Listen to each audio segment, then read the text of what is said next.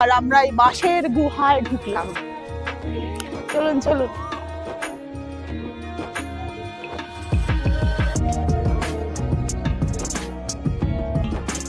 মুরগিকে রান্নার সামনে প্রথম দেখলাম, ও তো একটু করে নিজেই কড়াইতে যাবে।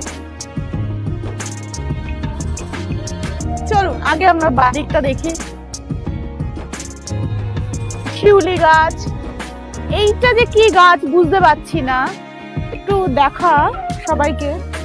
আপনারা কি জানেন এটা কি গাছ? জানলে একটু গাছটার নাম জানাবেন তো। এটা হচ্ছে কুন্দ বা আকুন্দ।